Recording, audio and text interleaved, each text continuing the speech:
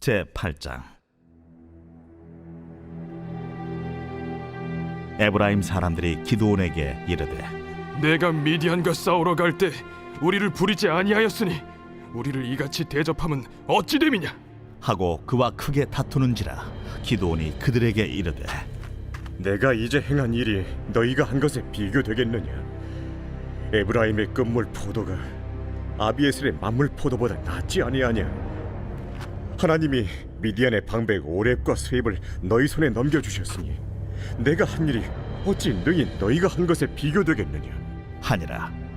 기드온이 이 말을 하매 그때에 그들의 노여움이 풀리니라.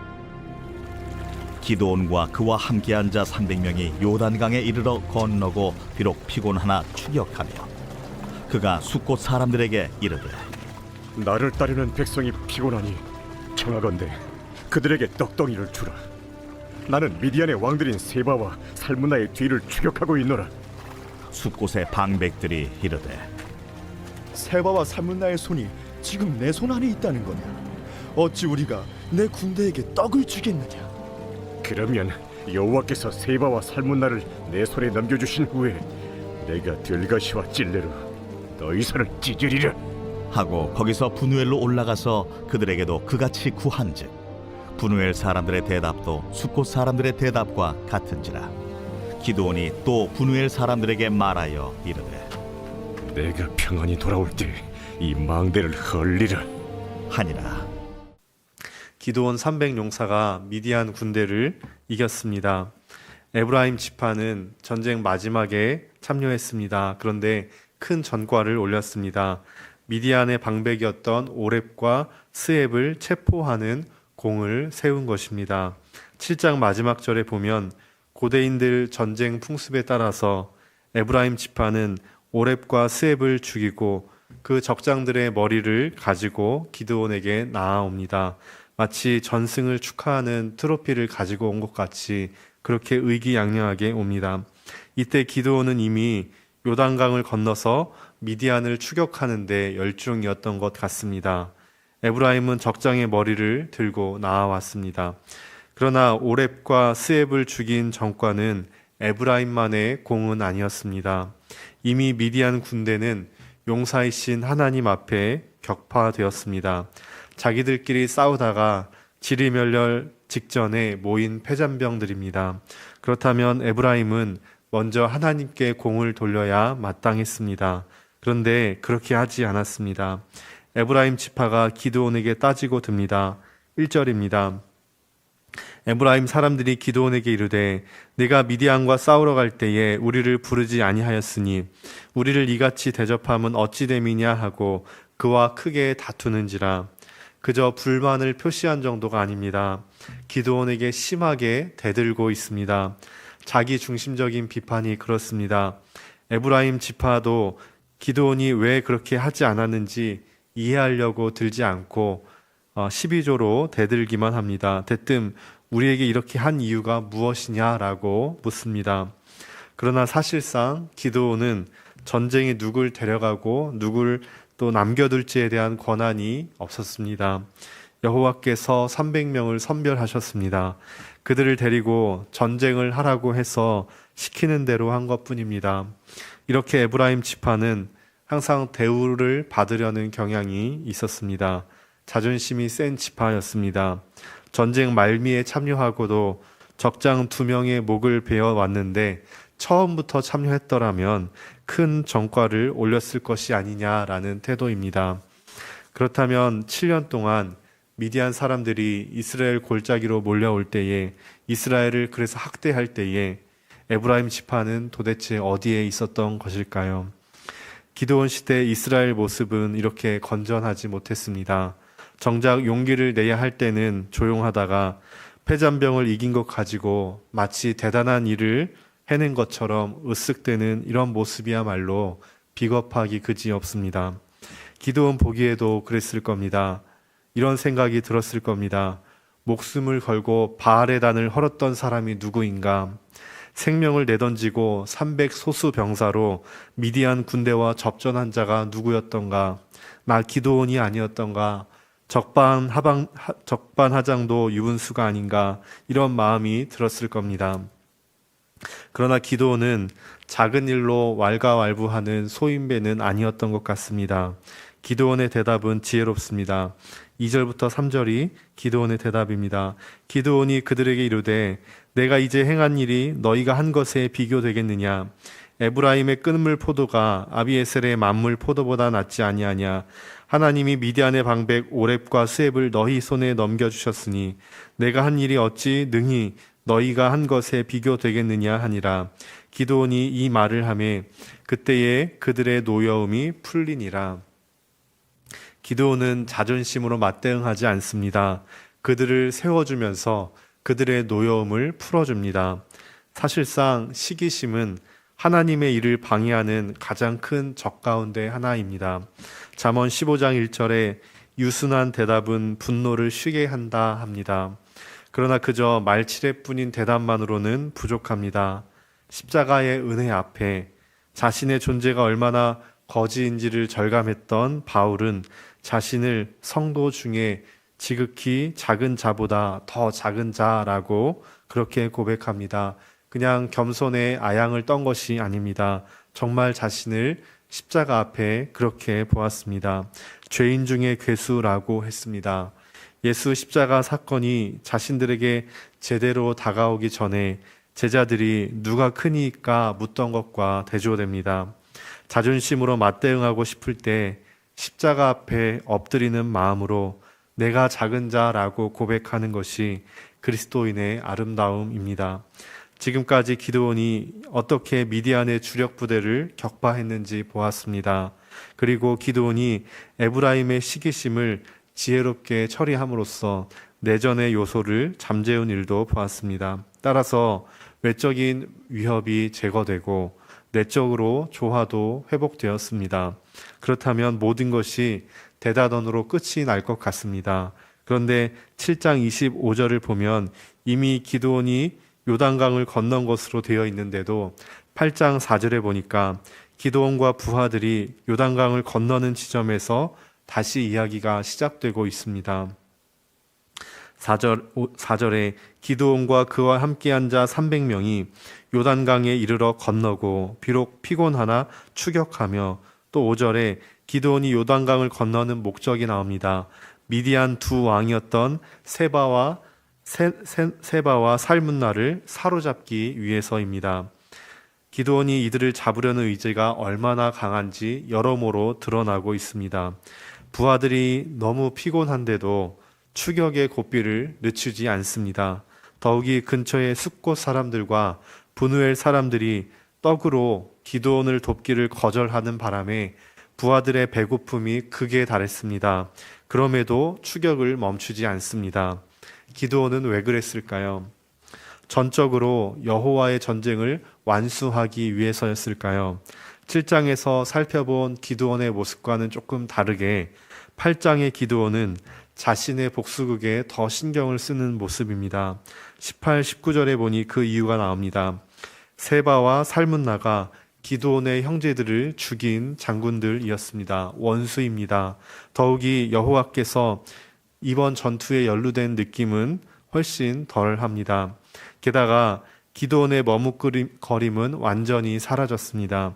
에브라임 지파를 대하던 외교적으로 유연한 태도도 없습니다. 이 같은 모습은 기드온이 동료 백성들에게 쏟아놓는 보복 발언에서 알 수 있습니다. 자신을 도와달라, 우리 군사들에게 떡을 주라 라고 당당히 요구하는데 그들이 거부하니까 기드온이 쏟아놓는 말이 5절부터 7절입니다. 그가 숫곳 사람들에게 이르되 나를 따르는 백성이 피곤하니 청하건대 그들에게 떡덩이를 주라. 나는 미디안의 왕들인 세바와 살문나의 뒤를 추격하고 있노라 하니 숫곳의 방백들이 이르되 세바와 살문나의 손이 지금 내 손 안에 있다는 거냐? 어찌 우리가 내 군대에게 떡을 주겠느냐 하는지라. 기드온이 이르되 그러면 여호와께서 세바와 살문나를 내 손에 넘겨주신 후에 내가 들가시와 찔레로 너희 살을 찢으리라 하고. 숫곳은 강력한 지파의 강력한 막강한 요새 도시가 아닙니다. 작은 마을에 불과한 약소 집단입니다. 강력한 에브라임 지파에게는 부드럽던 기드온이 약한 자에게 너무 지나치게 대하고 있는 것 같습니다. 화가 난 기드온은 거기서 분우엘로 올라갑니다. 그리고 그들에게 같은 부탁을 합니다. 그러나 8절에 보니 분우엘 사람들의 대답도 숫곳 사람들의 대답과 같습니다. 이에 기드온이 복수심으로 끌어오릅니다. 그리고 선언하는 것이 9절입니다. 기드온이 또 분우엘 사람들에게 말하 이르되 내가 평안히 돌아올 때에 이 망대를 헐리라 하니라. 물론 숫곳과 분우엘 사람들이 기드온의 요청을 받아들이지 않은 것은 잘못입니다. 그럼에도 동료 백성들에 대해서 이런 정도의 보복 발언을 할 정도가 된 것은 기드온의 태도가 무언가 큰 변화가 있다는 것을 보여줍니다. 기드온은 여호와께서 함께 하셔서 승리를 했습니다. 그리고 그 후에 자신감을 갖게 된 것 같습니다. 승리해서 자신감을 새로 찾은 것은 좋지만 이것이 지나칠 때 문제가 됩니다. 이스라엘 백성을 구원하는 사사의 역할보다 개인의 힘을 과시하고 자기를 드러나는 일에 더 몰두하게 되기 때문입니다. 기드온은 나를 따르는 백성이 피곤하니 떡덩이를 달라고 요구했습니다. 이 나를 따르는 백성이다 할 때의 그 의미는 기드온의 종자라는 뜻입니다. 즉, 내 발 밑에 백성들이라는 뜻입니다. 언제부터 상백 명의 용사가 기드온의 종자가 되었을까요? 하나님의 전쟁을 개인의 전쟁으로 만들어서는 안 됩니다. 승승장구할 때 오히려 조심해야 합니다. 기드온의 이 보복 발언이 지나친 점이 물론 있지만 어쨌든 숫곳과 분우엘 사람들이 기드온의 요청을 거부한 것은 문제입니다. 숫곳과 분우엘은 요단 동쪽 야복 강변에 있는 서로 약 8km 떨어져 있는 지역이었습니다. 두 개의 마을입니다. 이 마을은 미디안 사람들이 도주하는 길목에 위치한 중요한 지역이었습니다. 따라서 이 마을은 그동안 미디안 사람들이 이스라엘 골짜기로 매년 쳐들어올 때마다 지나갔던 마을이었을 가능성이 큽니다. 그러는 가운데 미디안 사람들의 침입을 을에 1년씩 한 번 치러야 하는 연례 행사 정도로 알고 아예 포기할 만큼 의기소침해 있었는지도 모릅니다. 어쩌면 이들과 어떤 조약을 맺어서 악어와 악어새 같은 공생관계를 유지하고 있었는지도 모릅니다. 어찌되었든 숫곳과 분우엘 사람들의 사기는 그야말로 바닥이었습니다. 기드온이 300명의 용사로 미디안 주력 부대를 대파한 소식이 정녕 이들에게까지 들렸을 텐데 이들은 부하들에게 떡을 공급해달라는 기드온의 요청을 들어주지 않습니다. 6절에 숫곳의 방백들이 이르되 세바와 살문나의 손이 지금 내 손 안에 있다는 거냐? 어찌 우리가 내 군대에게 떡을 주겠느냐 하는지라. 손이 지금 내 손에 있다는 거냐라고 묻는데 이게 무슨 의미일지요? 고대 근동에서는 적 전사자의 수를 알기 위해서 몸의 일부를 잘라서 가져왔습니다. 그중 하나가 죽은 적의 손을 자르는 것입니다. 숫곳 사람들의 말의 의미는 이것입니다. 세바와 살문나를 지금 기드온 네가 살해했거나 포로로 잡아왔으면 모를까. 그렇지 않고는 떡을 줄 수가 없다. 어쩌면 이들은 기드온이 300용사로 세바와 살문나 같은 미디안 군대를 이기리라고 기대하지 않았는지 모릅니다. 이런 상황에서 섣불리 기드온을 도왔다가 미디안 군대의 보복을 당하면 어떻게 하나 두려움이 생겼을지 모릅니다. 승산이 확실하지 않는 한 몸을 던질 수 없다는 태도입니다. 하나님의 백성이 이렇게까지 유약해질 수 있는가 싶을 정도로 숫곳과 분우엘 사람들의 신앙은 바닥을 헤매고 있습니다. 눈에 보이는 물증이 없으면 어떤 모험도 하지 않는 이들의 모습이 혹시 우리의 자화상은 아닌지 사사기 기자는 넌지시 묻는 것 같습니다. 그러나 여호와의 전쟁에 참여하는 사람들은 전쟁의 승산을 인간적인 머리로 계산해서는 안 됩니다. 전쟁에 이길 것 같으면 참여하고 그렇지 않으면 발을 빼는 기회주의적인 태도는 안 됩니다. 이렇게 해서는 결코 전쟁에 이길 수 없습니다. 전쟁 결과에 연연하지 않고 전적으로 여호와의 전쟁에 몸을 던져야 합니다. 만일 전쟁에 직접 나서지 않는다면 전쟁 물자라도 공급해야 합니다.